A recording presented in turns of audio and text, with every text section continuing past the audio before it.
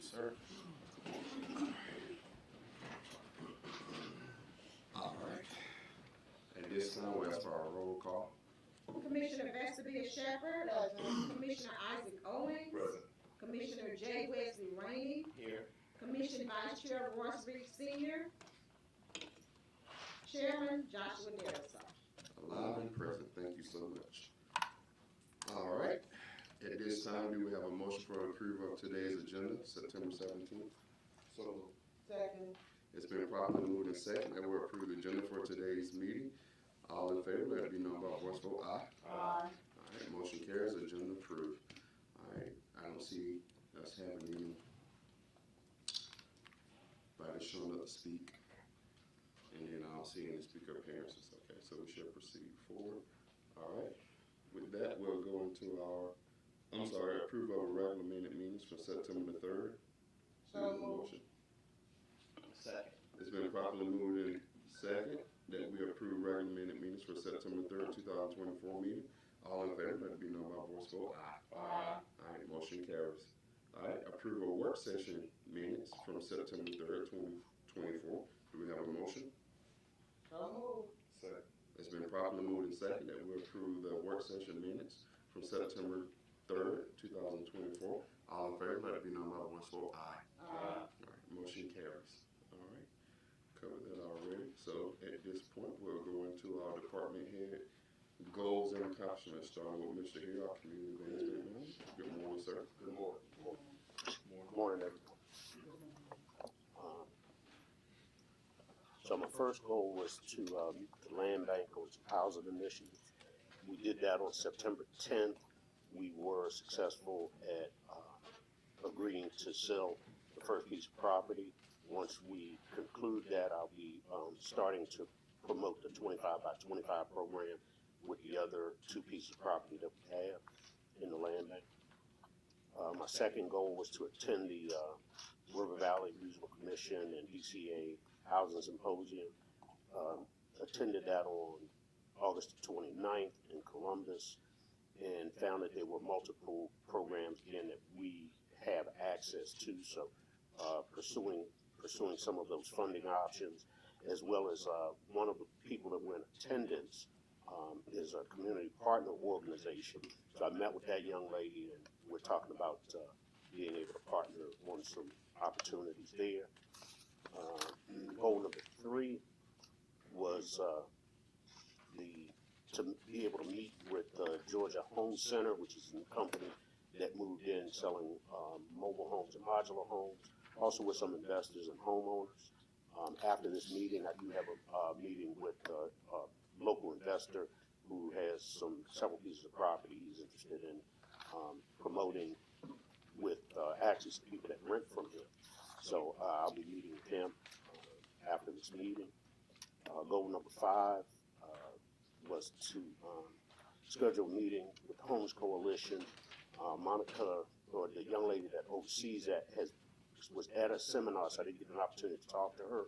But the Continuum Care Program through DCA, we're going to be trying to assemble some people to attend that and take advantage of that opportunity to help our homeless population. And then goal number 6 was to meet the faith-based community. We had that meeting on September 12th. It went very well and was very well attended. And goal number 7 is to work closely with the codes department to identify commercial and residential property owners and help process some of their properties and bring them back online.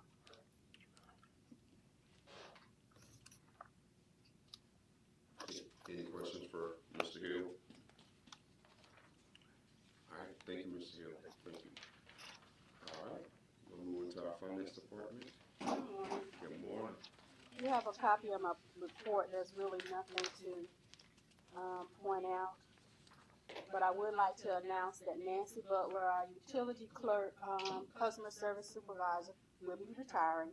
Her official last day is October the 4th. So she will be greatly missed. We're losing 36 years of experience. So she will be missed. That's all I have for her. Unless you have questions. Any questions for finance? All right, we'll want to take the time to thank Nancy for her 36 years of service to this city. She will be missed. It's one of the stops I make. A few times I go and sign a check. So, yeah. So, all right. Thank you. And I'll send information to you all, and she will be available for you to be recognized in October, the second meeting in October. Thank you. All right. This is Fire. Good morning. Goals and accomplishments, as always, our goals provide the best possible service to the citizens and visitors of Cordele, and we're still preparing for ISO that'll be here in town October the 8th. As far as accomplishments, first I wanted to thank the local Coca-Cola bottling company. They donated some Powerade to the fire department. We got that last week. Firefighter Jones, which is our new recruit, he's attending Firefighter 1 Hazmat certification in Dipstick. I think this is week 2 for him. We did complete a joint incident pre-plan with Chris County Fire Rescue at Stella Jones on Pateville Road. All 3 shifts attended. And we want to thank plant manager Curtis Jackson for having us there and showing us around his facility. September 18th, which is tomorrow, we'll be attending the second monthly meeting for the City County Public Safety Roundtable. This is an organization with county, city, public safety.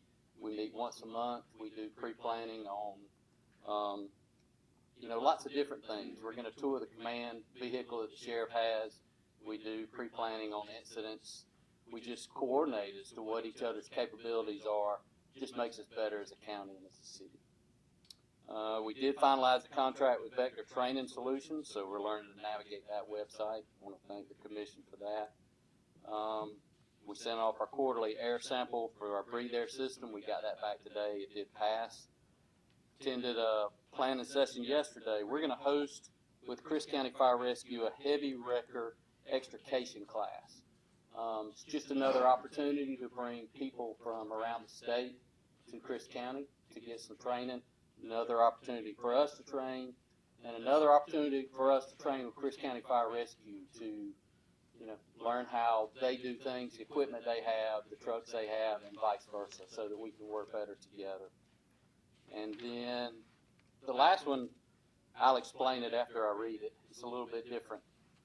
But we're going to partner with the Cordele Animal Shelter to help walk some dogs. And what you probably don't know is my wife and I have several rescue pets. About every 2 weeks, I go to the animal shelter, I get a dog out, spend some time with it, walk it around the facility. I just enjoy doing it. It gets them out of a kennel. Brandy Aiken approached me, who's the supervisor, and said, you know what, I see y'all doing PT in the morning around the fire station. They do exercises, they walk. She said, what if I bring a couple of the dogs over there, gets them out of the kennel, they get some exercise, you walk them, it's a win-win for everybody. So we're going to give it a shot. Maybe it helps some of those dogs get rescued. They'll get a little more visibility. So we're going to give it a try. So that's something that you may see. If you see firefighters out there walking dogs, it's something we're going to give a shot at. And then finally, 7th Street Railroad Crossing is going to be closed this week. So just be aware. The email I got said they'll be closed till probably the 21st. That's all I have. Any questions for Fire? What's the date in October for the heavy recognition? I just saw that yesterday and my mind just went blank. It's the last Saturday in October, which I believe is the 28th, maybe, but I can get back to you on that. That's why I just want to ask. Any other questions for Fire? I do have a question about walking the dog. They be on leash or how? Oh, yeah. Okay. She's going to bring a kennel. She's going to bring them to the station. She'll pick 3 or 4 that she thinks will do well. Okay. She's going to bring a kennel. That way, if we get a call while we got them, we can put them in the kennel and still respond. Okay. But it'll be a coordinated effort. We'll work on it and figure out what works best. Okay. All right. Thank you. Okay. All right. Housing and Urban Development, Ms. Contreras, good morning. My report this morning, Cordele Historic Preservation Commission meetings. are usually scheduled to meet on the third Wednesday of each month at 6 p.m. in the Cordele City Hall within the Cordele Municipal Courtroom. This goal has been accomplished with the change of the meetings from 4 p.m. to 6 p.m. It makes it more convenient for the members and the public to attend the meetings. No applications have been submitted for review at this time. Okay, our Board of Zoning Appeals will schedule each monthly meeting on the fourth Thursday of each month at 10 a.m. within the Cordele City Hall Municipal Courtroom.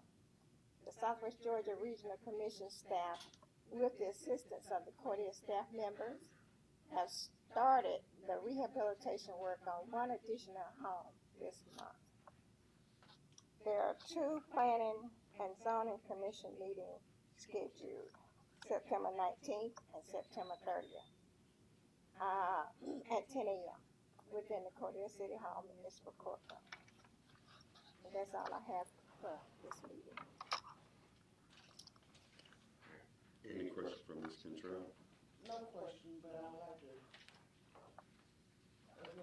address the letter that a thank you note that we received from, a Miss Germany before. Yes, And her home was completed, and she was so proud. She was so excited. So much. Really excited. She's thankful. And how are we coming on with the other project, Mr. Mr. Kears? Pierce, we got some on the list ahead of him. We got a long list. I think, is there one more person up here? I'll have to check. I don't Whatever want to say that, cause something. he's either next or, second. I'll check, Okay. make sure. Thank you, Ms. Cantrell. Yes. All right, next is HR. Good morning. Good morning. Chairman, Commissioners, good morning. You have my report in the packet. Just a few items to touch on here. Since the last meeting, we have had the opportunity to hire 1 police patrol person, 2 mechanics in the shop, along with a meter service person in the meter control division. As stated in the last commission report, we are now in single digits vacancies in all our departments, so that's a good thing. Along those same lines, we have a vacancy in our water and sewer department right now for a foreman. We're looking to promote inside for that position, so we'll have a career opportunity for advancement for someone in-house to, if they choose to accept that position. And then lastly, been hearing about this all summer, but the Georgia, the Go Sun Smart Georgia program, we're in the final rows of that campaign.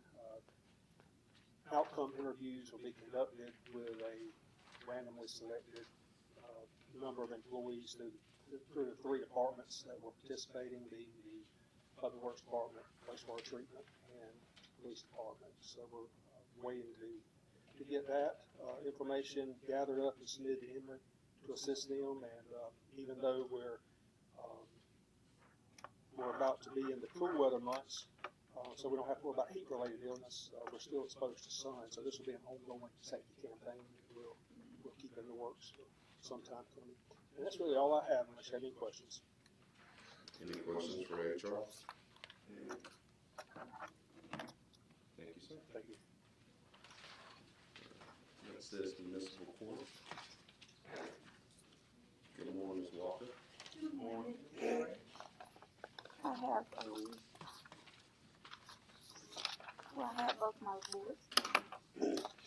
The first one is my report for the first of the month. We had a total of 212 traffic cases. 22 were criminal, 190. It was 190 traffic, 22 criminal, for a total of 212. We had 7 bench warrants, 24 license suspensions, 10 cash bonds, probation, pre-trials, and probation deposits. We had a total of $45,136.14. We had a refund of $746, which was DUI that got reduced, and they paid $12, and we ended up giving them $746 refund back. 0 defendants incarcerated and 0 jail days. I left my, those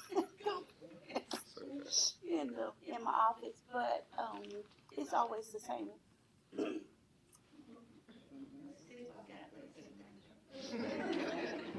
Thank you.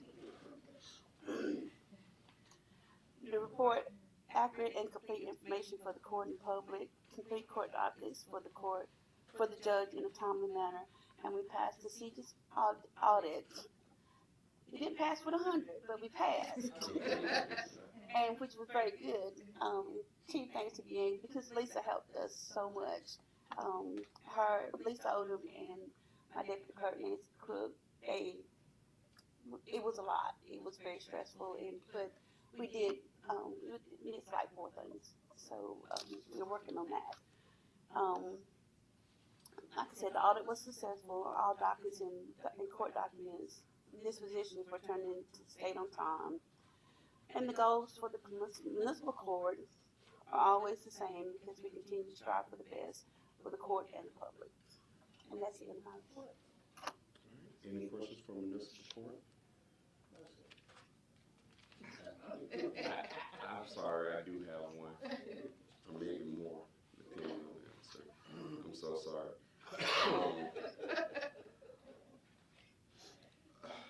What's the usual arrangement when someone comes out of municipal court and they need to be defended? How does that process look as far as the fees? Like for the public defender? The fees they have to pay and things like that. The judge always announced that it's a $50 application fee. That's state. That's from the state, not from the court. If they 9 times out of 10 they don't have to pay it. We just go ahead and let them set up with the public defender. And the public defender defends if they say not guilty. I'm assuming they would defend them on whatever charge they have. That's correct. For that $50 or not. Okay. And that would take place in our court, Yes. the municipal court. Yes. And so whatever charge it is, and it's handled by this, the fee should be $50. Right. Okay. That's after he looked at the application and he'll determine whether or not they pay the fee. A lot of people just don't have the $50, so he don't charge them. He just go ahead and assign them to the public defender. Go ahead. So, with the public defender, if a person pleads not guilty, but then they ask him to represent them on a, I don't know if a Personal? then he can charge. He charged them whatever his fee is, but that has nothing to do with the court. It's just between him and them. So that would not happen. I didn't say that. That should not happen if the person is here being seen in our court. Then if they choose to have the public defender to defend them, that's their right in that moment, and it should not cost more than $50. If it's gonna be $50, that's right. Okay. But if they talk about it after the fact, then that's when that public defender, who is no longer the public defender in that setting, can then charge whatever his or her fee is. Yes. That just brought about another thought. You said that. Is it, what are the parameters or rules around our public defender being allowed to promote their own practice while they're supposed to be operating in a public defender's role? Because that's my concern. My personal opinion would be unethical because you're wearing 2 hats in the same court. Right. And I guess that's kind of what my question was, because then what determines at that moment for them to say, I can't help you, but I can help you. Yeah. you know, then I You, can help you. they help me for $50, you know, you should be able to help me for Yeah. whatever. I, when they go in there, I don't know until they come out, if they even hired him or if he tried to solicit business. I don't know that until after the fact. Mr. Chairman, there are bar rules about that, and that could result in if you had a conflict and you went ahead, whoever it was, that could result in discipline of the lawyer by the state bar, including removing his license. Usually it's a reprimand or don't do it anymore. They could remove his license. So there are not our rules, but there are state bar rules about conflicts. Thank you, sir. Any more questions? Sorry. It's okay. All right. Thank you. This is real interest. Further on that, Mr. Chairman, I have had an occasion where a public offender took a case against the city. And the rule there was that city fired him. So you always have that. If they get into a conflict situation against his duty to the city, then you can terminate. Thank you. All right. Police Department codes, compliance, and animal control. Good morning. How's everyone doing? All right. Great. I have quite a bit to get to, but I'll start with codes, if y'all don't mind. Yes, sir. All right. As far as engaging with the community, I mean, you have my report in your packet, but as far as engaging with the community and making us more efficient, the code compliance software, we had a soft launch. It was a couple of weeks ago, actually, at the timing of this report, and so far it's going really well. We're looking forward to an actual launch of the program, the software, and it should make things a lot easier. There's different programs inside of that they offer that we're looking at streamlining our whole process when it comes to permits, when it comes to codes and how they report and everything. We're really excited about this software, and it's working really well. Continued training, we just have 1 day a week training on this program. It's been going on for about 2 months now, so hopefully we'll be done with training and we'll have our official launch of the software. As far as training, when it goes to certification of our codes staff, there is a conference this month. It's at the end of the month. All of our code division will be in attendance. So obviously there will be some calls that may come in from codes that, for at least a couple of days, it may take us to get to them because they'll be in training, receiving certifications. That's later on this month. To address blighted and commercial residential properties, Code Compliance Department coordinated with Public Works. Thank you to Public Works. The successful removal of 15 trash piles. That's an ongoing process. It's just something that we continue to battle and enforce. So, if we see it, or if you see it, please let us know, and we will address it, as we can. Department also utilizes social media. I don't necessarily think this falls under this, but we have had a meeting with the Keep Chris Beautiful, as well as Express Disposal and the city manager. I think those meetings went very well. It's just, again, how we can work together as agencies and try to get a hold of codes-related issues. So those meetings went very well. Do you have any questions? If not, that's all I have. And you guys see the permitted commercials. Nothing has really changed on that since the report that I haven't highlighted before. Any questions for codes? All right. Next thing I'd like to talk about is animal control. Some good things going on there. Increased engagement with the community. We did a pop-up adoption event at Tractor Supply on 8/31. The numbers were low. We were only able to adopt 1 cat and 1 dog. However, there was a lot of interaction and a lot of interest, and it was just a pop-up event. We didn't promote it. We didn't do anything. It was more for us to see if we can do it successfully and kind of learn from that. And it went very well. So our next event, we're actually going to publicize it more. We're going to make it a bigger thing. So we look to adopt more animals. As the fire chief explained, we're just trying to get awareness to the dogs and cats. So as far as with the dogs, we're kind of coordinating with them so they can kind of showcase some of the animals that we have at the shelter. Also increase our social media presence, which has been working very well. As far as redoing the shelter, the floor has been laid. We have a brand new flooring down there. It looks really good. It's not quite finished, but I encourage you to go take a look at it. If you haven't been to the shelter in a while, it's really completely different from what you would remember. Our next big project or something that we want to do is actually have a sign out there. One of the things is people are having a hard time finding the shelter. And we just have a sign that was a little makeshift sign, but we'd like to actually have an actual sign.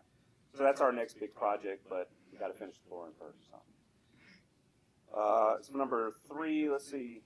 Well, the number got messed up here.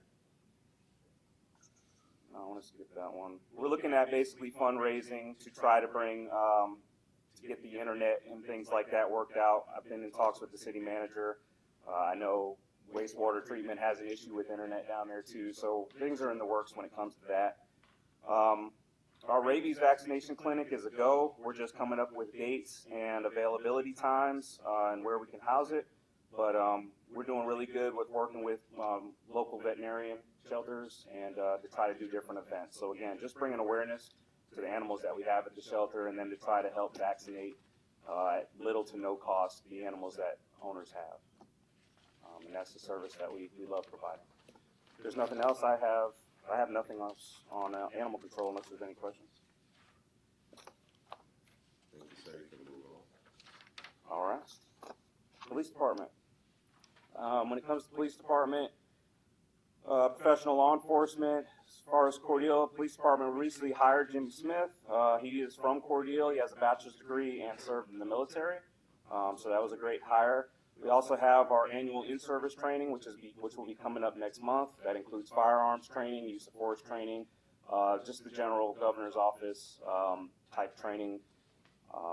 We will do that next month. We also have a cadet that will be graduating from academy this Friday, actually.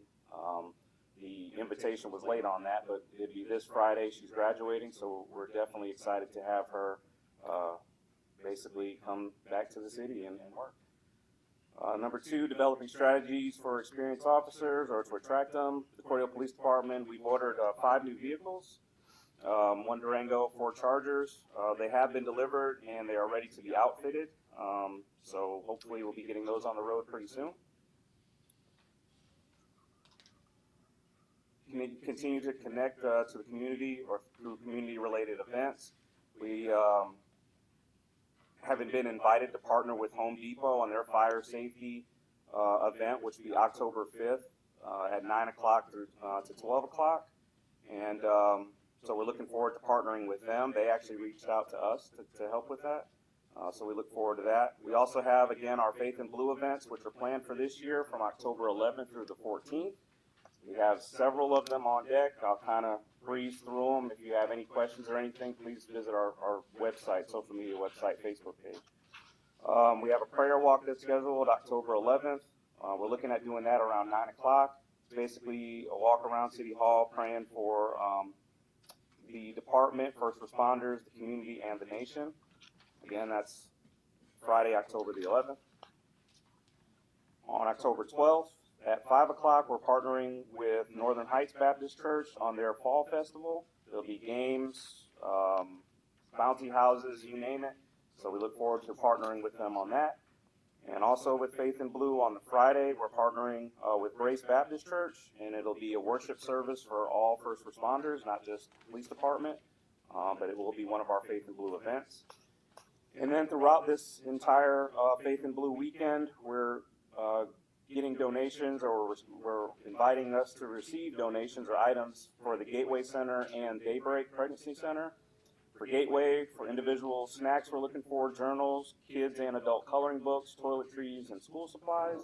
And for Daybreak, we're looking at receiving gently used or new baby clothes, cribs, walkers, and bottles, as well as diapers of any size, not gently used, obviously. Brand new. No, go. Thought I'd throw that in there. And so no confusion. As far as DFACS, I just want to say something to DFACS. DFACS invited us to a meet and greet event that we had.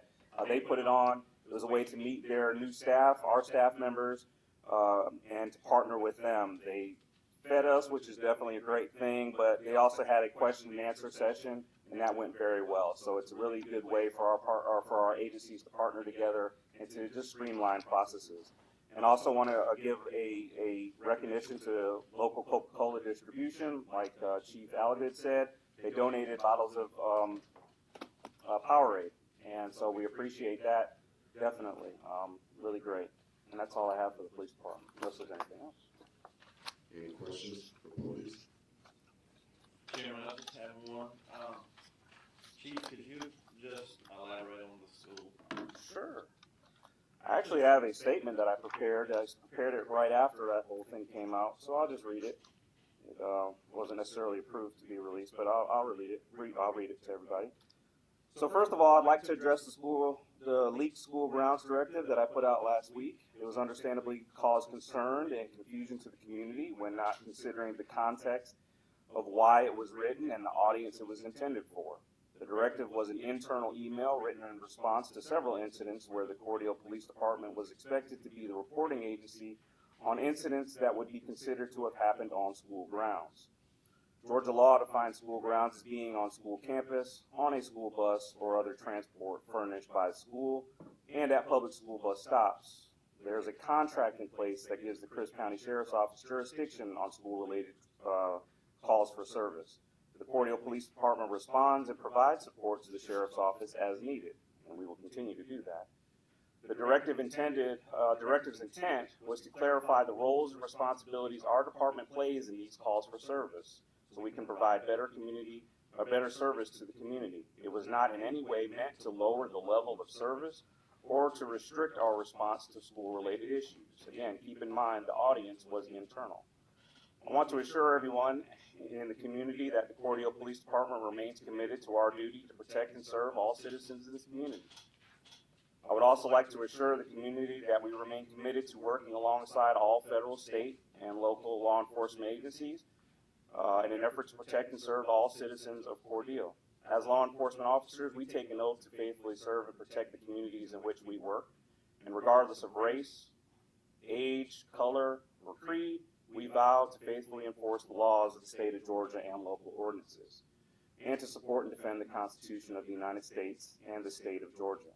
We take this oath very seriously. The men and women of the Cordele Police Department have and will continue to faithfully follow the oath that we all took. We will continue to do what is right and to serve and protect our community that we love to the best of our ability. As chief, I would also like to say that I will continue to set the expectation of professionalism, accountability, and doing what's right.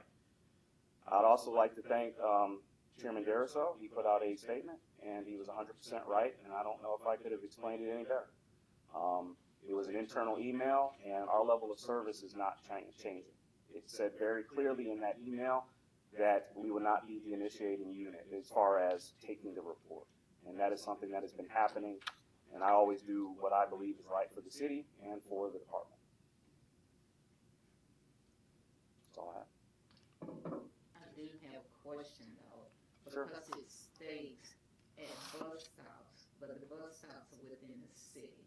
So are you Some of the schools are saying- within the city as well. Excuse me. Some of the schools are within the city. Right, but I'm saying bus stops. Okay. So are you saying that if something were to happen at a bus stop, that you all would expect the sheriff's department to be the first responder, not the police department? I did say first responder. Again, that's where the confusion is, and it's an internal email on that. I never said first responder. What I said was we would not be taking the calls. We would not be writing the report. We will be responding as we always do. And again, at the end of the day, we're going to do what's right. If they refuse to take the call, if they refuse to write the report that has happened in the past, we will do it. We've been doing it, and we will continue to do it. My issue, again, was the fact that there's contracts that are in place. And there's a lot of things that the expectation that they should be doing, or that I feel that they should be doing. So it will not, we will respond as we always have. We always respond to those calls. And if we need to take the report, we'll do that as well. Okay, because I want the public to be clear when when it stated that we would not take the call. Because when a call comes in. I don't believe I ever said that. Well, to go through the process, when a call comes in for, say, at a bus stop, what's the process for that? It's the same process as any other call. We receive a call, let's say there's a fight at a bus stop. Let's say there's a domestic dispute in the house. It's the same response where we get the call and we respond to the area and the scene and we take charge of the scene and do what we need to do. When it comes to reporting the crime or writing the report, that's where it would differ. Or that's where I feel that it should differ based on contracts that are in place.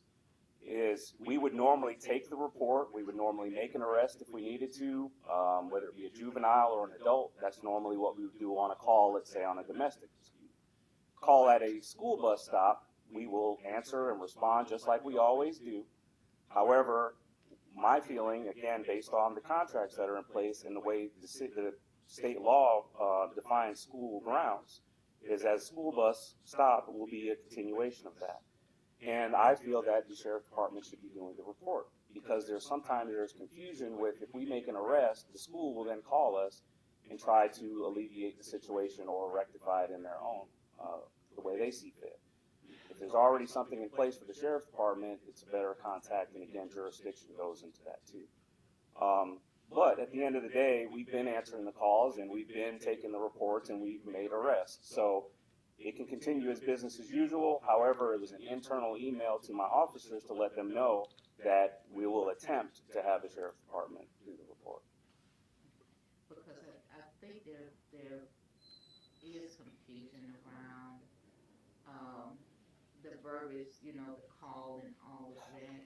And I just want to make sure that everything is explained, to the public because of the reaction was, so PD would not be responded, and that's why I stated, that, because it stated, that, and I know what you're saying as far as the sheriff department, they have the contract with the school system, so of course if PD is called, you all are there, then when the sheriff department comes to the scene, then are you saying then it will be handed over to the sheriff department? They That's will precisely complete the report right. and everything.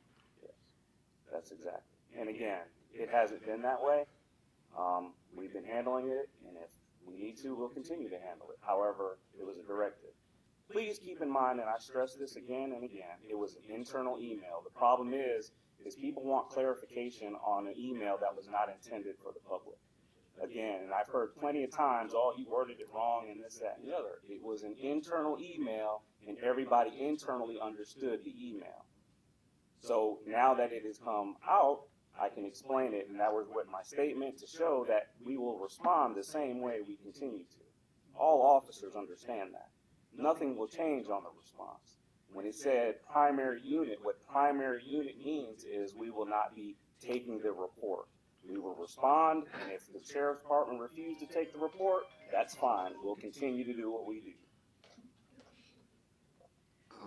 Let me say this.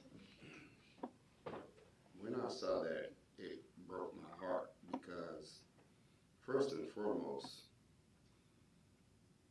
I've been through the grinding machine in this city. I know what politics would do in the grinding machine in this city. I got the scars. I got the therapy bills. And the thing about it is, I know what happens when people want something in this city, in this county, when they want somebody to get out the way for their political interests. That, even though that directive, if you sat back and got away from emotions and political sides, you can read it clearly. The point is, you write to an audience. You don't start elementary when your audience already have information. As the chief has said, it was internal. That process he just explained, people in that department knew that process.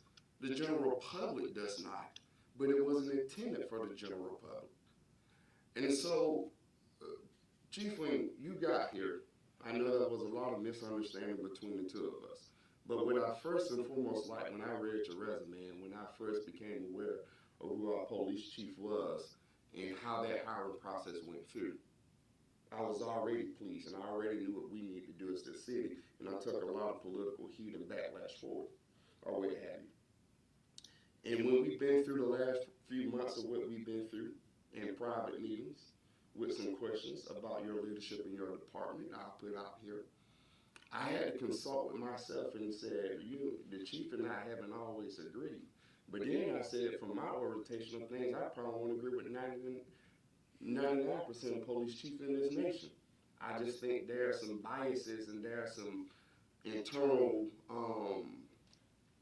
mindsets and practices, what I call in my academic practice, white supremacy practices that goes on in the police department just like everywhere else in American society. I think we have a white supremacy orientation. That means one of it has to be done a certain way and have to be authorized by certain people in the way they think, in layman's terms. But my point is, I understood it. Anybody who wanted to understand it could have clearly understood it. And any time in right, as the chair, I'm gonna stand in y'all way for any attacks. That was my motivation for writing that piece, because I can take the attacks. I've been through it, and I'm gonna shield anybody in right. I brought some things to this board where people have been wrong, but this board has not took up that matter because of who brought it to them. So at the end of the day, my thing is I stress to this community when it comes to things, because what I wrote in my letter, because of miscommunication between police department, some tragedies has been worse. And all that thing was clarifying who would take lead.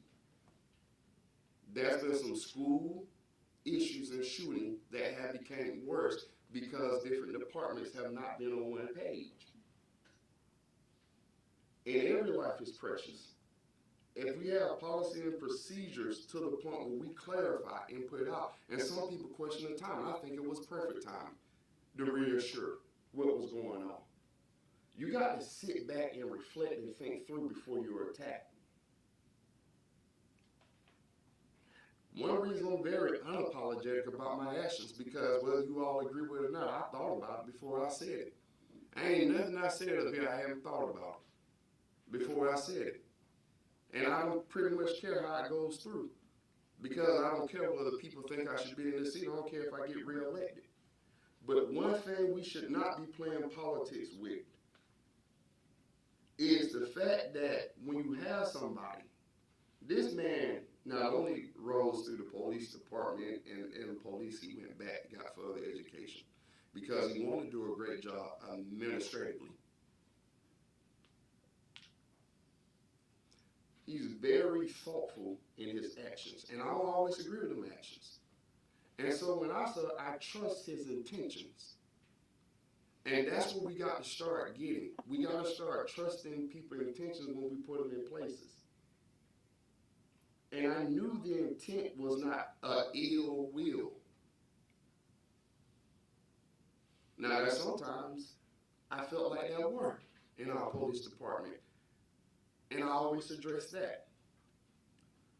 The conversation I had is I wish we start agreeing what's right is right and wrong is wrong, irregardless of the people who would come from with. Because there's nobody I would dislike or hate enough to be able to agree with them when they're right.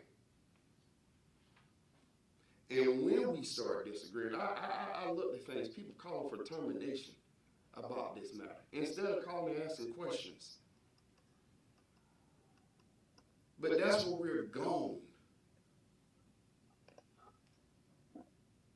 And I'm an elected position. I somewhere, the first thing I told my family, have thick skin when I got elected, because I knew it was coming.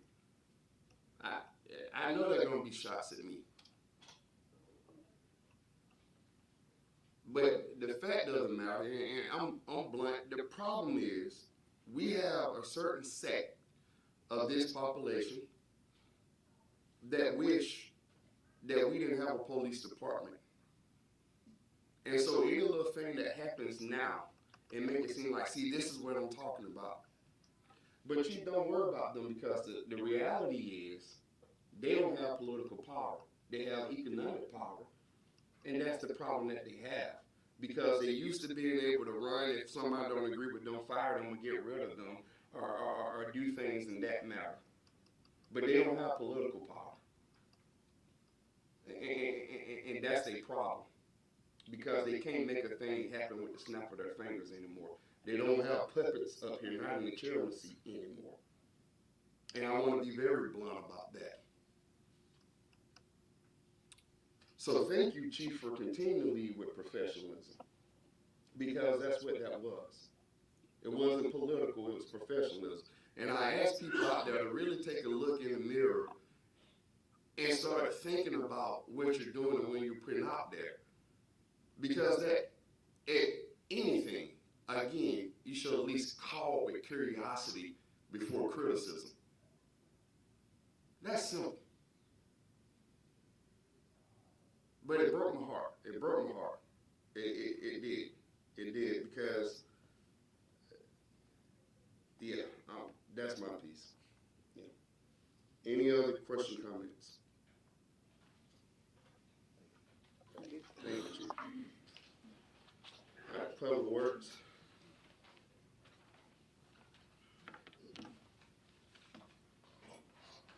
Good morning. Good morning, sir. How you doing?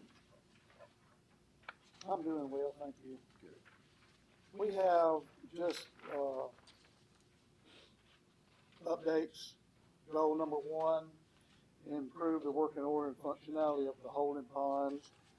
We have created a spec sheet of what needs to be done on these holding ponds and has been sent out to folks to bid on, and we have not received any bids as of yet. So I told them we needed them by the 13th, and we don't have any. So hopefully we'll get the updates, updated cost on that work. The second one is updating the gas distribution maps. They are currently working on that. And as it says, it'll help to ensure main installations, abandonments, and relocations are indicated on the future mapping for when we're updating those maps. One thing that I wanted to add that's not on your list, the street department. Y'all heard me talk about the STAR program, the EPD STAR program, which is the scrap tire abatement reimbursement program, the tires that we picked up since we were approved for this. They came, they got them. We've already paid, the city's already paid the amount that it took to take care of that. We were about $900 and something over what the original estimate was.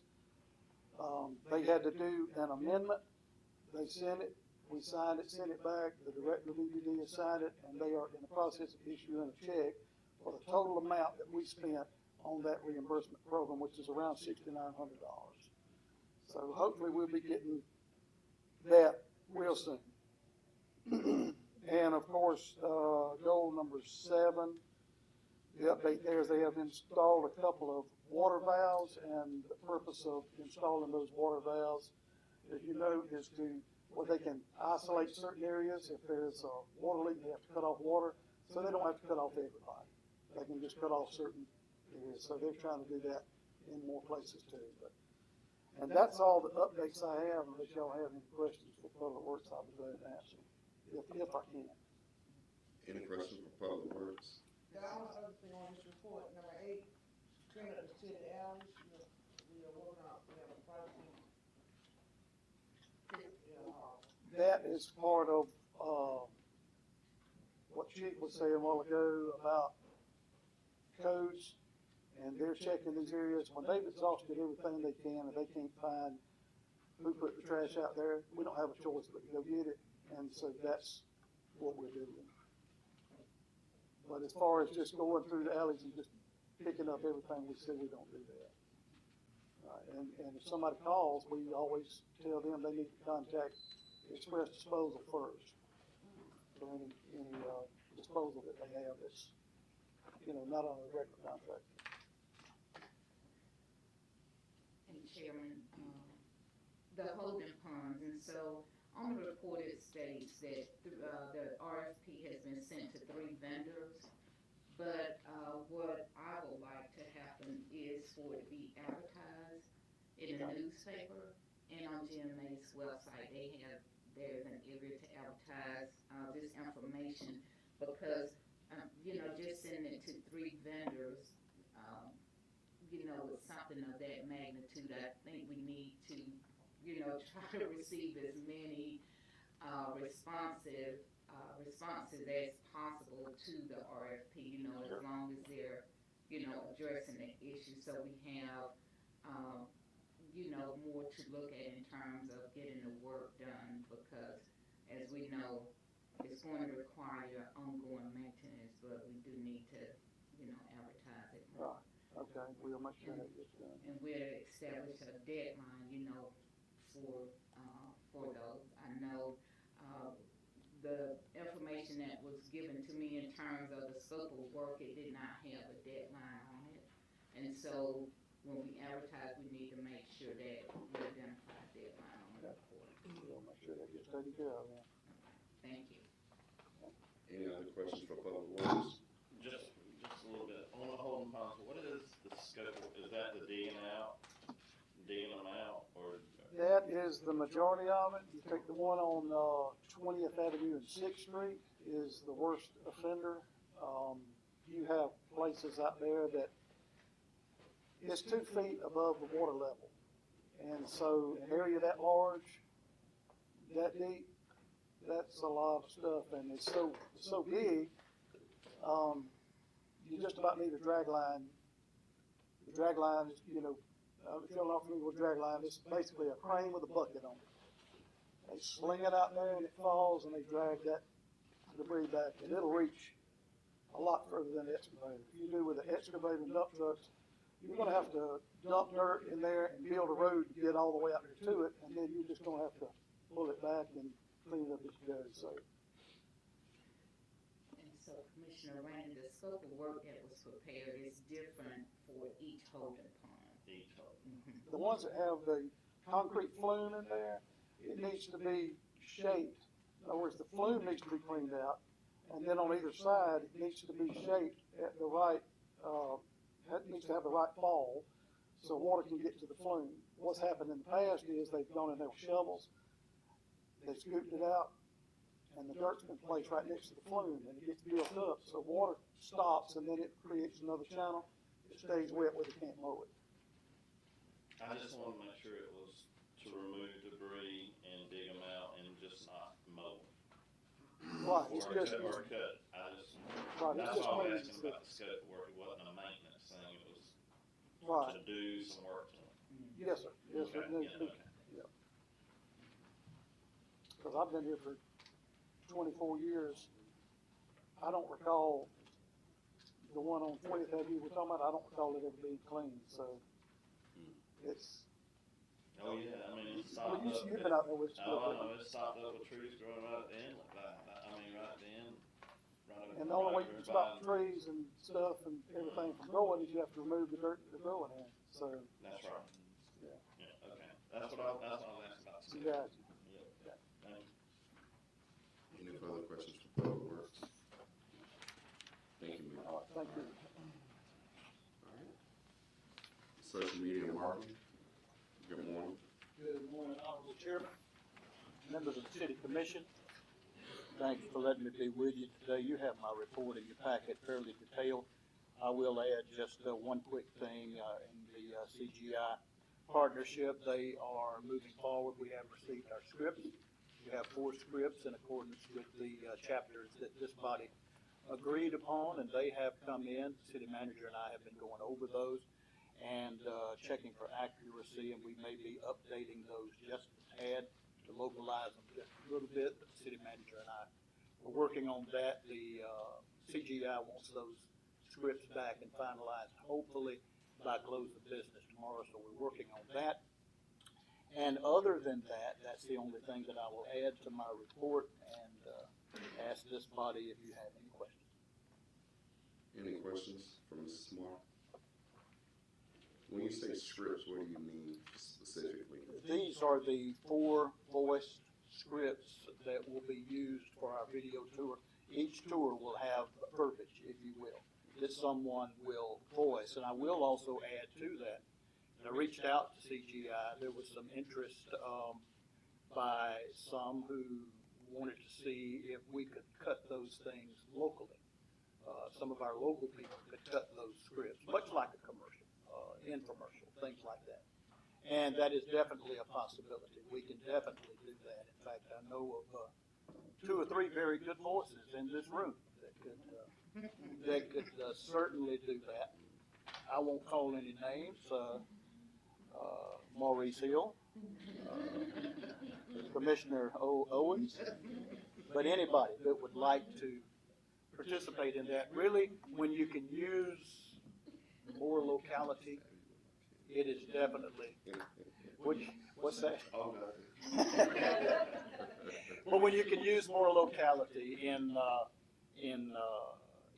faces and in voices, I think it goes a long way. In fact, our first video that is called "I Love My City" features the city manager in the open and the close, and it also has a place for 3 local people to talk about the city, talk about what they love about the city. And so I think we're going to be very pleased with these, and I hope that you will as well. Nice. All right. Any further questions? Thank you, sir. Thank you, Mr. Chairman. Sir, I did get a chance to review the newsletter. I'm very impressed, very impressed with the newsletter. Thank you, Mr. Chairman. All right, thank you. All right, UCMT. Good morning. The internet came on this morning. Hallelujah. I hope it's on when I get back out there. But we completed our DMR QA study that's required by EPA. We're just waiting on our score to be sure we're all acceptable with that. It's required every year. We're getting updated quotes for the UV disinfection system. We're actually running some tests on the effluent for transmittance, so the companies will know, how clear or how not clear the effluent is. It makes a difference on your bulb strength.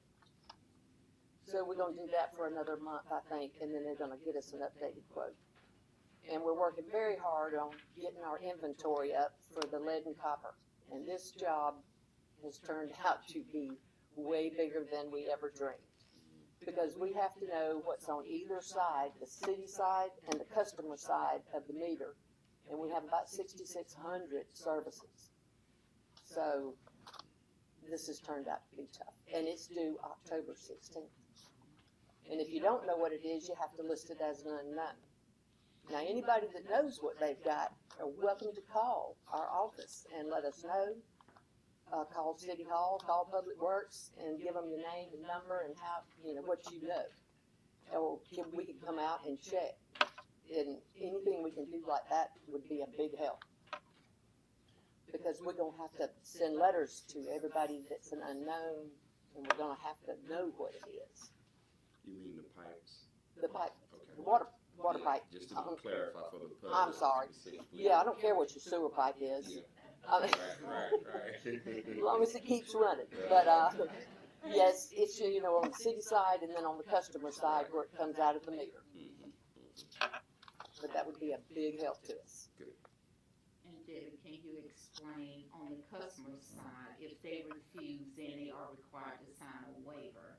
Right. If a customer doesn't want, because eventually we're going to have to come and prove what you got by law, by federal law, what's on your side of the meter. And if you don't want to participate and you don't want us on your property, or another third-party company may do this, you can sign a waiver saying you don't want any part of it. I mean, we'll have to have a waiver printed, and it'll be something that you can sign, and we'll leave you out of the program.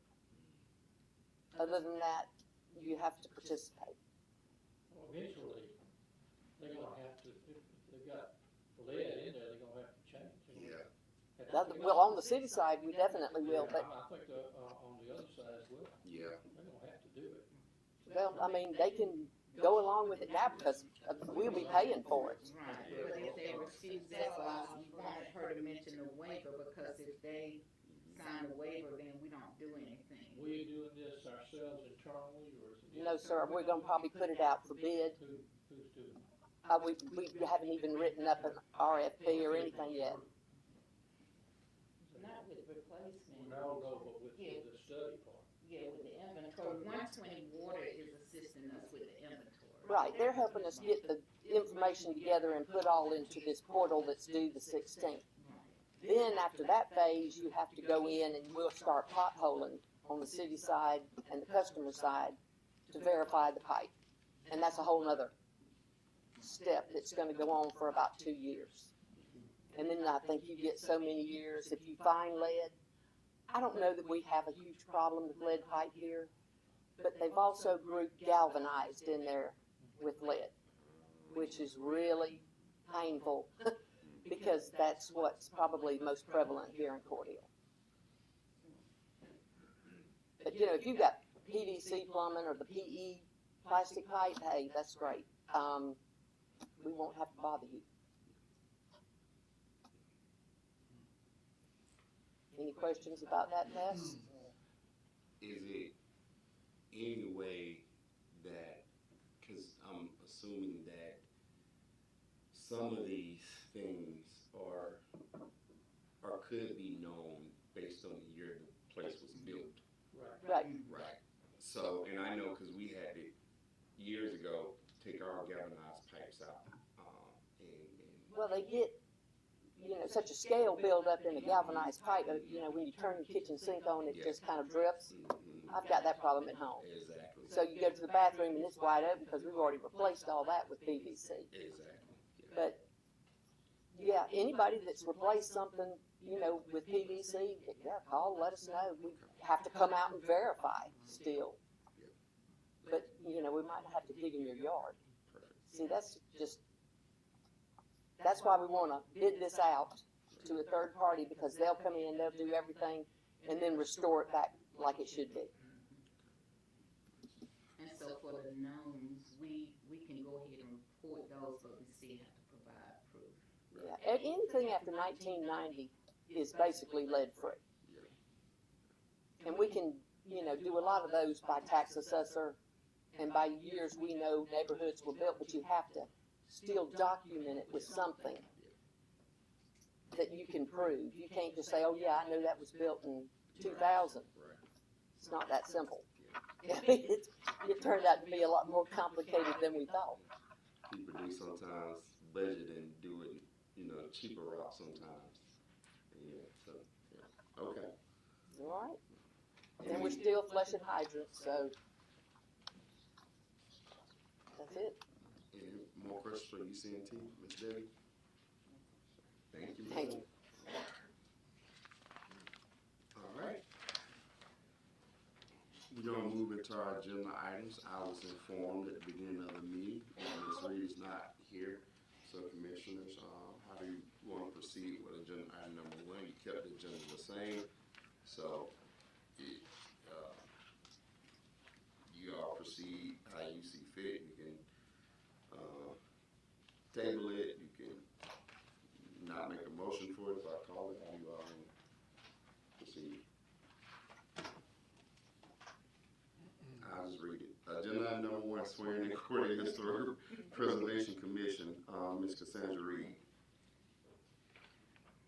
I just like a motion to table. It's been properly moved and seconded that we table agenda item number 1. All right, all in favor, let it be known by voice vote aye. Aye. I heard 3 ayes, so it's tabled. All right, agenda item number 2, consider an approved event from permit, phase event, October the 5th, 2024. All right, do we have a motion for agenda item number 2? So moved. Second. It's been properly moved and seconded that we approve agenda item number 2. Any discussion on agenda item number 2? All right, seeing none, shall proceed to vote. Commissioner Owens? Yes. Commissioner Shepard? Yes. Commissioner Rain? Yes. All right, motion carries, event is approved. All right, agenda item number 3, consider and approve alcohol license, beer only, consumption on premise. All right, do we have a motion for agenda item number 3? So moved. Second. It's been properly moved and seconded that we approve alcohol beer only license, for the business internet agenda item number 3. Any discussion? Alright. Seeing none, we shall proceed to vote. Commissioner Rainey? Yes. Owens? Yes. Shepherd? Yes. Alright, motion carries and is approved. Alright, agenda item number 4, consider and approve the agreement and first amendment between broadcast networks. Agenda item number 4, do we have a motion? So moved. Second. Alright, it's been properly moved and second that we consider and approve the agenda item number 4. Any discussion? Is Mr. Whitaker here? Okay. Yes, sir. Can you come forward, please, and just explain the process that we're going through with the phone system and savings and answer any questions that comes up. Thank you.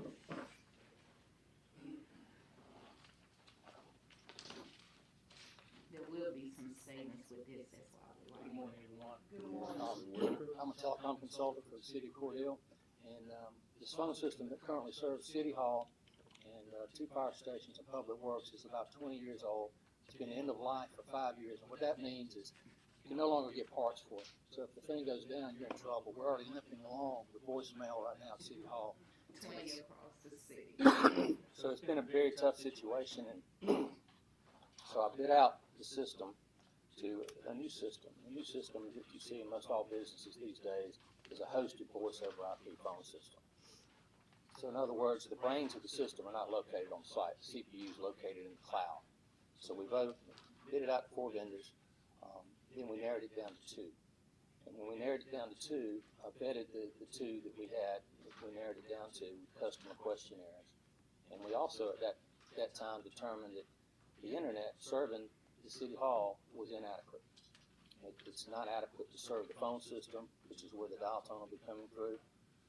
It's inadequate for other things like Zoom calls and things like that as well. So we asked for the bid to be updated by the last 2 vendors. Came down to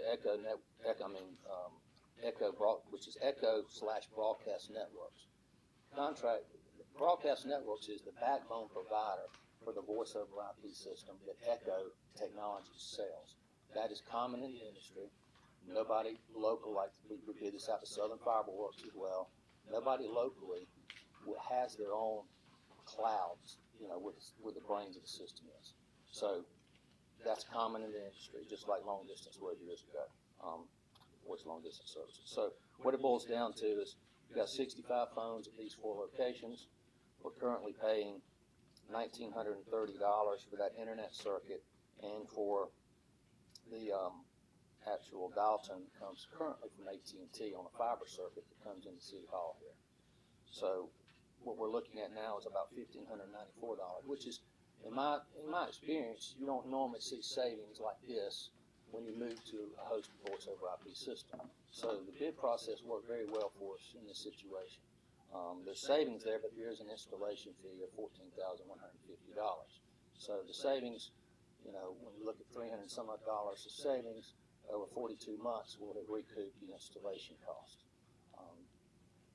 The city attorney provided an amendment. It was just, y'all are voting on today for the contract for this service. And Broadcast Networks, the backbone provider, is agreed to the terms and clauses in that amendment. In addition to this, we have to have what you call a power over Ethernet. It's the actual switches that you have, the data switches that you have at City Hall and Public Works. You have to have an upgrade of those, so in order to make the phones work. So that's something that Bobby Stennett's group is handling, and I believe they've already ordered that equipment and we're all set up. So whether or not you go with this company or any other company that's a voice over IP provider, these switches would have had to have been upgraded. Do I have any questions? Any questions? Just a few on the, so the installations, including the hardware that you're talking about that needs to be installed, and Right, mainly the phones. mainly Phone costs, you'll own the phones. You'll purchase the phones and you'll own those outright right up front. I just know, best I remember, this is a Nortel Meridian phone system. Correct. And that phone system had, doggone it, I had it too. So you take that out, you space and wherever that backbone is or that phone system is. But on this, I'll skip all that, but the installation seems quite high because or is it the removal of this other phone system? It's not for the removal of the old phone system. It's not. We'd have to contract that on a separate bid if you would like to remove that. The box that serves that phone system, the Nortel system that's currently in place, is probably approximately 3 feet by maybe 4 feet of space in your equipment room.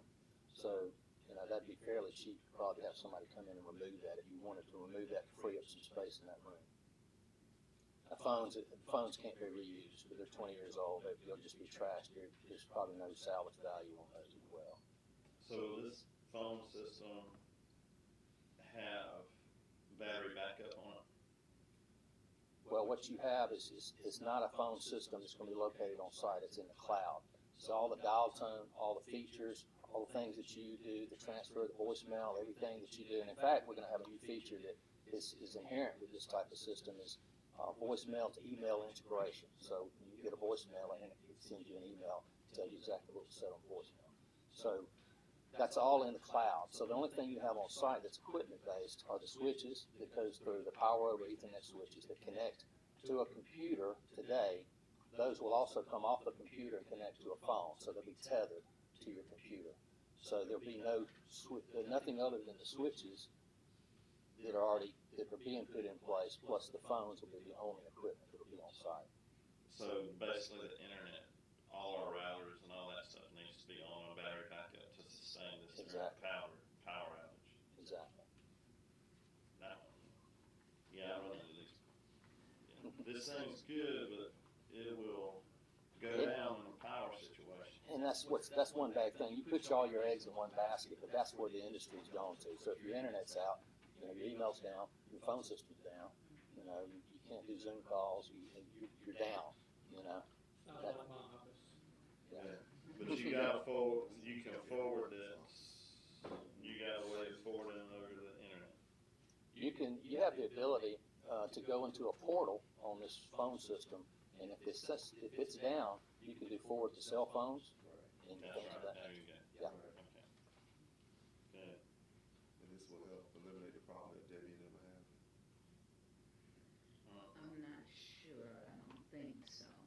The internet issues, there's a company that's on site today, but, the internet issues at, the treatment plant, gas plant, and, animal control, it's up 1 week, and then out the next week. And, there are several things going on, but we're trying to find out how to make sure we have steady internet service to those buildings.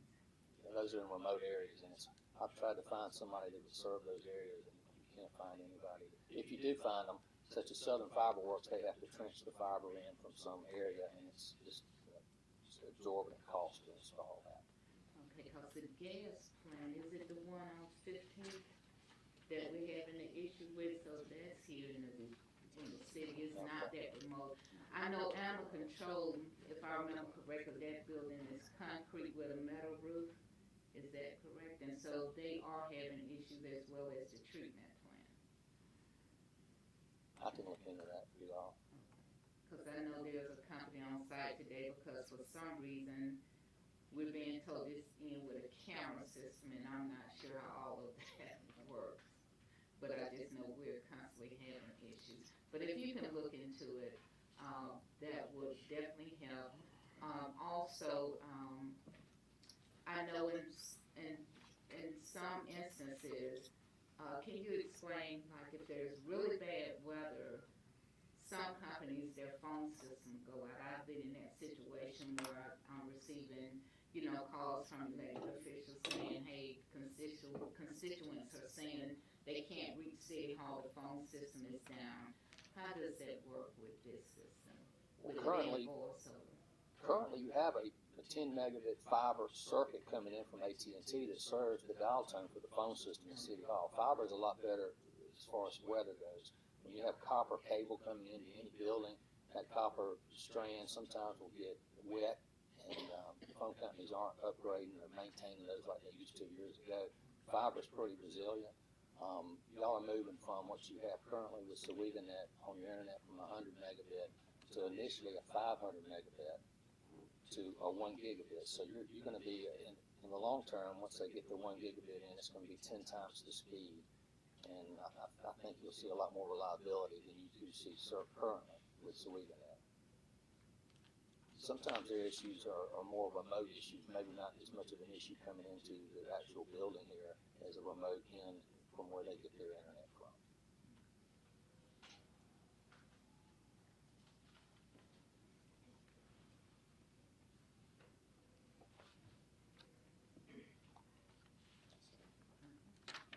Any other questions? Mr. Whitaker? Yes. Thank you for explaining the process very thoroughly. All right. Thank y'all for having me. All right. Any further discussion on agenda item number 4? Seeing now, we shall proceed to vote. All right. Commissioner Owens? Yes. Commissioner Rainey? Yes. Commissioner Shepherd? Yes. All right. Agreement is approved. Motion carries. All right, agenda item number 5, consider and approve the first reading of an ordinance designating the central business district of the city of Cordele as an enterprise zone. All right, do we have a motion? So moved. Second. Mr. Chairman, you don't have the attachments and what you get, I brought those. Okay. Let me pass those out if you don't mind. That has the, Thank you. we had to prove pervasive poverty and unemployment and blight, and those are the supporting documents for what's in the language of the ordinance. Commission will remember that we passed a general program, and it provides the opportunity for a tax abatement and also the waiver of fees to induce businesses to locate in the designated area. And this designates the area. I want to thank Monica, the RC, and the city staff for helping get all this information together.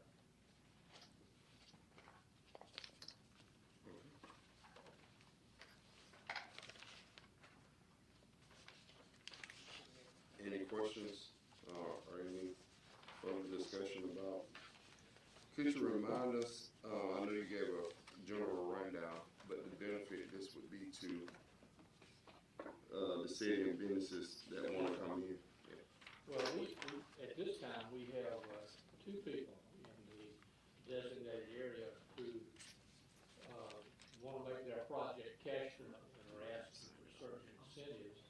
And the purpose of this is to get people to invest in this case, the downtown area.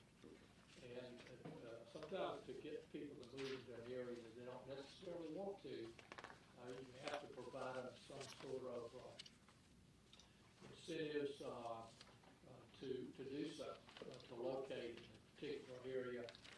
The commission will remember that the total program, that doesn't mean we don't necessarily agree to do it with any one particular person, provides you the right to abate ad valorem taxes for up to 5 years, and then it's decreased by 20% each year until they reach 0, and they're paying like everyone else. We'll have to reach an agreement with the county to do that as well, and I've done that a couple other places, but and reach an agreement with the company. It also allows you to waive certain fees, for example, business occupation tax. You could waive building and construction fees and that kind of thing to induce somebody to locate in a depressed area, which is essentially the purpose of the thing. Thank you. Got any questions? Any more questions? Thank you, Mr. Chairman. Thank you. We shall proceed to vote. All right, Commissioner Shepherd? Yes. Commissioner Owens? Yes. Commissioner Rainey? Yes. All right, motion carried. It is First reading approved. All right, with that, we'll go into our city manager's report.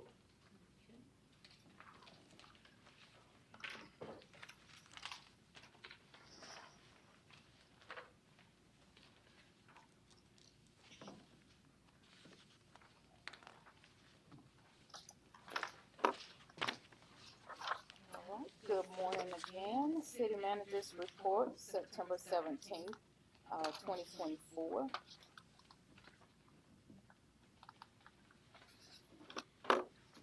As was stated earlier, the Ministers or Faith-Based Organizations meeting was held on September 12th. We had opportunity to hear about Celebrate Recovery and some other initiatives. And the information was just really good regarding that program. And Tim Powers, who is now employed with the hospital, he presented information on a chaplain service at the hospital. And so we had several ministers to sign up for that program. And so with this group, they are making connections. It's diverse. They're sharing information and planning events. And so it has been, well received by the group, and each meeting we're adding more participants to the group, so we're thankful for that. Updates and announcements. Some of the organizations, we either have city staff on the committees or elected officials, and so the Keep Chris Beautiful meeting is scheduled September 18th, 10 a.m. at the Chamber of Commerce. We have a planning commission meeting on September 19th here in the courtroom at 10 a.m. And then the Chamber of Commerce Public Safety Dinner is Thursday, September 19th from 6 to 7:30 p.m. at the Lions Club. We have another planning commission meeting on September 30th here in the courtroom again at 10 o'clock. On September 30th, the Orchard Subdivision representatives or owners will be requesting zoning for the Orchard Subdivision. If you've been out there, there are a few houses that were built, and it's on 20th Avenue East, as well as I think it's like 2 or 3 homes. Is it 2? Okay, in the clubhouse. And so what this group is requesting is very important that we have citizens come out to participate in the discussion and, to make their comments known during the public hearing, because they are requesting less density than what we currently have. And city staff, we met with them, but we also have provided information to them in terms of expectations for that development. And some of their other developments in other cities, they are really nice looking, good developments, but we want to make sure that they're bringing the same quality here to the city of Cordele, but also the main focus is on density, because they are requesting, a greater density than what we currently have. So just want to make sure that all citizens are aware of that. Wait. No, you go ahead, please. Help me figure out the density so they want more density or less density, because are they saying we're too close, or they want us closer? Closer. Okay. Increasing the density. Okay. Which they are doing it in a lot of communities, but we want to make sure, if you ever been out there on that property, there's plenty of land, but also we want to make sure that it's not going to be overcrowded, that we have adequate parking, so in case there's an emergency, police and fire trucks can get through, and we definitely don't want people, just parking on the street. So all of those things will be discussed in terms of how to accommodate what they would like to bring here to the city of Cordele. But I mean, it's great that they are looking at that subdivision, because again, we need more housing in the community. But we definitely want to make sure it's something that will benefit the city and the residents. Angela, won't we have to amend the setback requirements? Is that, have y'all discussed that in the zoning ordinance? I think so. All of that, Besides, there's a distance between in the ordinance about how far the house or the structure is from the property line. right, and all of that is what they're requesting at this, right, at this September 30th meeting. That'd be rather extensive process. So just kind of sneak up on us. Yeah, so all of Best that. I remember, that's 48 lots or something, there's 40 something. 44. 44 lots. Yeah, they're looking to expand it. We're not quite clear on the actual number as of today, but they are looking to increase the density so that they can put in a mix, first of all, of property, and then increase the number of units. So they're proposing townhomes, duplexes, and single family homes, and possibly condos. Yeah. That's going to require pretty good rewrite of some portions of the ordinance, I think. That only has one entrance off of 20th Avenue. And we're proposing a second entrance. I mean, we need to get a second one somewhere. Yes. There's an area that we're looking at for that as well. Okay. Anything else you want to? I had an opportunity to visit with with one of the two residents that are there, and just shared with them that we are in the midst of trying to navigate what they currently have and what the builder is proposing. And then there is an issue of possible covenant. So I've been in dialogue with the people that are there so that we can help the city navigate getting housing that we need here without causing harm to the people that are there, and without causing harm to the city itself in any way by putting in too much net with all of the department heads to take a look at it first hand in a strategic development meeting so that everybody is able to lay their eyes on it and give their input.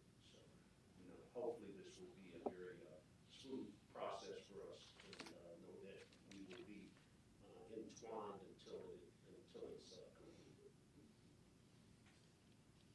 So we're looking at the infrastructure that was put in there, water and sewer. Yes, because of only for 44 lots, and then you're gonna more than double the volume. Yes, sir.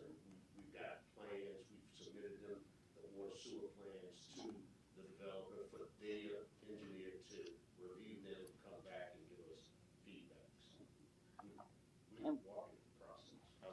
And we had, again, all department heads at a meeting with the owners, and those are the type of issues that we discussed. Okay.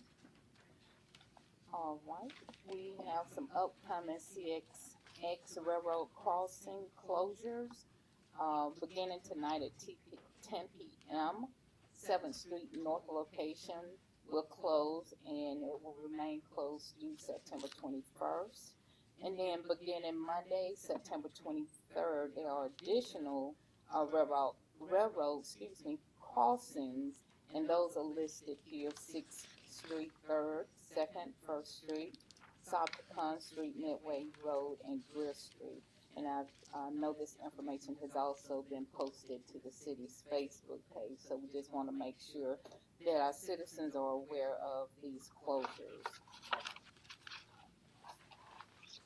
A few months ago, when the stop signs and yield signs were placed at railroad tracks, we reached out to GDOT regarding some of those railroad tracks because we do have some that are designated as out of service. And so the Georgia Department of Transportation, Office of Utilities, and Norfolk Southern designated the following railroad tracks as being out of service. and they're listed on the PowerPoint there. And so the appropriate signage will be placed at these locations. So we do have 5 that you know we are clear that they are definitely designated as being out of service. And then again, just reminding all to make sure to go and vote. Um, Early voting starts October 15th through November 1st, and then we have Saturday and Sunday voting. This information is also on the county's elections website. So again, the dates here are listed, and just encourage all to go out and vote. Additional information. Congratulations to Detective Stokes. She received her associate degree, and so she's moving right along, and so she's so that is great. And of course, we encourage all employees to take advantage of certification programs, professional development, and so again, congratulations to Detective Stokes. As Sonia announced in her report, Nancy Butler is retiring as effective October 4th. And so we will recognize Nancy at the second meeting in October if she's available to come. Smoke detectors in Ward 1, Chief, is that this Saturday, the 21st. And so Commissioner Shepherd is very excited about that. Throughout the various reports, you have received information regarding some of the SPLOST projects that we currently are, implementing or working on, and one, police vehicles, public works equipment, and as Debbie mentioned, she is getting quotes for the UV detection system at the treatment plant. And then I'm working with Joel Wright. He's the new attorney in the city's attorney's office. And so I met with him and we discussed some properties that had been sent over before regarding dilapidated houses in the city. And so we are beginning with a few properties. And hopefully we have those going soon. He's moving that process along, which is good because some of these we've been working on for months. And then we're working on an emergency order regarding the former TV station here in downtown. There's some work that needs to be done there, and it's affecting one of the landlords and her tenants. And so we're trying to make sure we go ahead and address that issue. Regarding internet issues, we've discussed that earlier during the meeting. Our company is on site today, and so what I have asked Bobby to do is to keep all of the departments that are affected by the internet issues, keep them in the loop in terms as to what's going on, whether it's being repaired, a company is on site, so they will know what's going on as well. So hopefully, Debbie, when you go back to the treatment plant, hopefully you will still have internet service. Holding ponds, we discussed that earlier. And then the property tax sale. So on September 3rd, we had our first while I'm here, property tax sale. And so we started out with almost, 1,493 properties. And then through the process of the city clerk's office sending out letters and notices, GTS, those were reduced to about 500 before the sale. So we had a lot of people come in to pay. And we also had people on the day of the sale to come in and pay because, they had received notice and they realized that the tax sale was going on that day. So we are making progress in collecting delinquent property taxes. So we just encourage people, again, we will be sending out property taxes at some point in time for 2024. So we just want to make sure, 2025. So we just want to make sure that, when you receive those bills, if you can't pay, at at least come in and have a conversation instead of not doing, you know, nothing at all. But the tax sale went well, and GTS officials told me that Janice handled the sale like a pro. So she was very professional, and so great job. And again, you know, hopefully things will continue, you know, where we are headed in the right direction with that. And then I sent an email, and if you all can just let me know for a public hearing on the budget, the 24th and 25th, I received some information, but I would like to just confirm a date so we can get that advertised and get it out to the public. So if there are comments on the upcoming budget for 2025, they can make those comments at that time. And that's all that I have.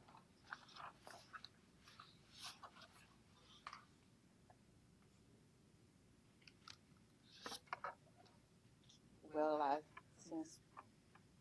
we're going to do something. Mr. Rivers' birthday is tomorrow, and they're going to have 2 drive-by events from 12 to 1 and 6 to 7 p.m. And so, excuse me. He'll be 99. Okay, that's what I was going to, 99 years old, former Commissioner A.J. Rivers. And so we have something special planned for that. Okay, that's all I have. Any questions? City manager's report.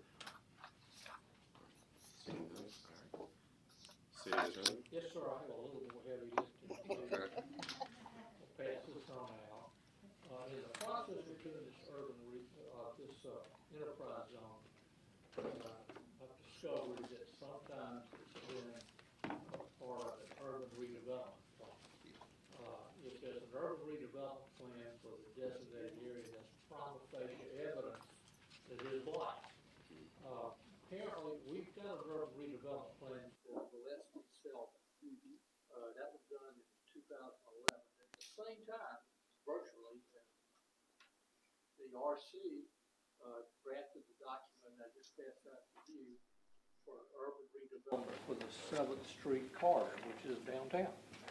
And I think what we can see, we seem to have a public hearing on it, but we never adopted it.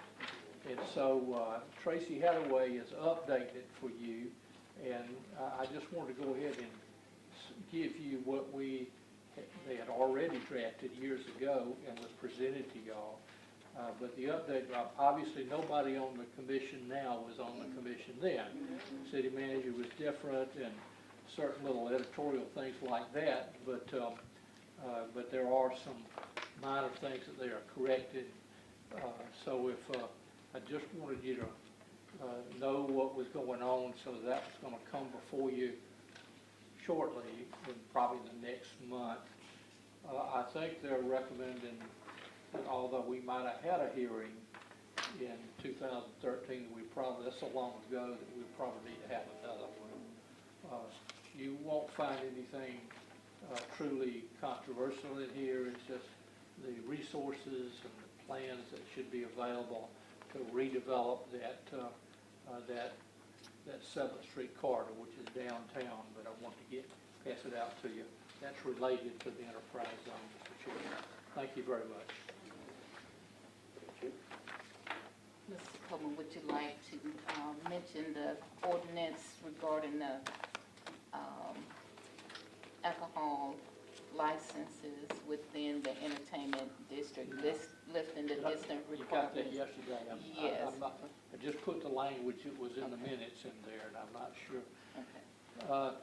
Y'all are approving alcohol license for Slamming Sammy's, okay.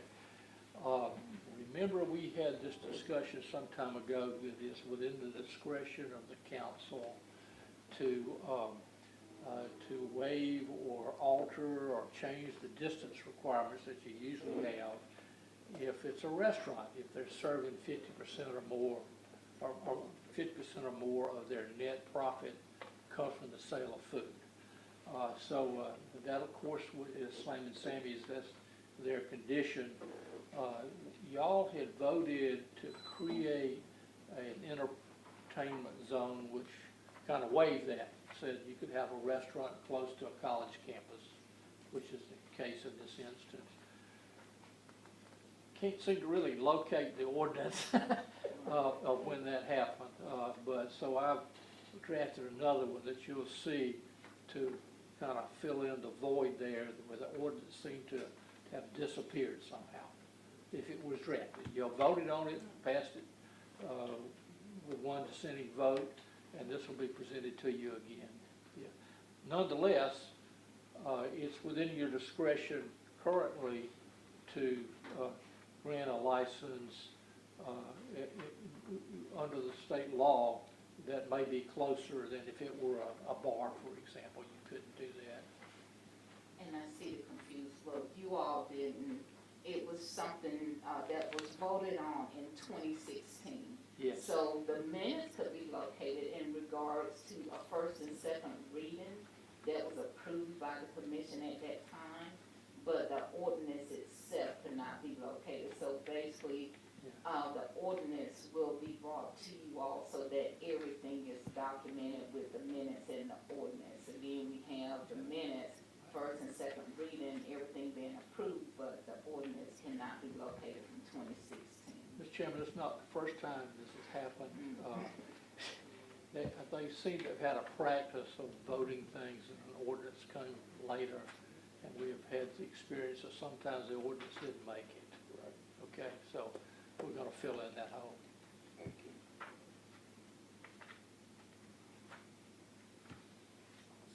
So I guess I'm a little bit confused. So we're just gonna Prove it. we're just gonna put an ordinance in there, but You can approve this license, but I'm going to make sure the entertainment district is in an ordinance somewhere. Because it was already in an ordinance as far as the commission at that time voted to lift the distance requirements. That's how, we were able to go ahead and place the alcohol license for Slam and Sammy's on the agenda. It's just we cannot locate the ordinance. So it's just. see, we did this for Whistle Stop, I think was the first restaurant that opened and then you've had Rail House Tavern since then. And so you've had two alcohol licenses issued under this ordinance that you're saying is just poof, well, gone. And they were issued before, so I don't know what happened back then, but we were trying to find something in writing that, made, that enabled this body to approve an alcohol license for those, organizations or for those locations, but we didn't have anything until we could locate the minutes. And again, we have minutes that, show a first and second reading and everything being approved, but we don't have the ordinance. Okay, so I think under the state law, there's an exemption for that, and you could do it on an individual basis if you wanted to. So I think you're okay. I mean, you adopted it under the exceptions that are provided in the state law. So if it's in the minutes though, why is the ordinance not with the minutes? I think, Mr. Chairman, as I stated, they had the practice of voting on stuff, and then the attorney may go back and draft an ordinance. So that's not a good practice. Right. And so sometimes they made it over to the city, sometimes they didn't, and sometimes they might have made it over and didn't get in the code. Is that fair? Okay. Anyway, we don't do stuff that way anymore. Right. That's right. All right. Any other legal matters? No, sir, thank you. Thank you. Any reasons for executive session? Yes, Mr. Chairman, personnel and litigation. All right. Heard that. Do we have a motion to enter into executive session for personnel and litigation? Second. It's been properly moved and second that we enter into executive session at 10:47 for litigation and personnel. All right. Commissioner Rainey, vote. yes. All right. Owens? Yes. Shepherd? Yes. All right. We should enter into executive Second. Been properly moved that we end executive session and turn it back into regular session at 11:57. All right, all in favor, let it be known by voice vote, aye. Aye. All right, good. All right, thank y'all for that. Do we have motions? Mr. Chairman, I'd like to make a motion, move that we, at this time, separate the position of Assistant City Manager and Public Works Director and make those separate positions at this time. Second. It's been properly moved and second that we separate, Public Works Director and Assistant City Manager positions. Any discussion? Seeing none, we shall proceed to vote. Commissioner Shepherd? Yes. Commissioner Owens? Yes. Commissioner Rainey? Yes. All right, motion carries, position separated. All right, it's approved, all right. I move that we give our city manager a raise. I think you need to state the amount. 137. 137. Okay, second. Second. All right, it's been properly, moved and second that we, raise our city manager's, salary to $137,000. All right, any discussion? All right, seeing none, we shall proceed to vote. Commissioner Owens? Yes. Commissioner Shepherd? Yes. Commissioner Rainey? Yes. All right, motion carried. It is approved. Our city manager has a raise, 137,000. Thank you, thank you. All right. All right. Any other business before the city at this time, before we ask for adjournment? All right. Seeing none, at this time, can I have a motion to adjourn? So moved. It's been probably moved and second that we're adjourned this meeting, 11:59. All in favor, let it be known by voice vote, aye. Aye.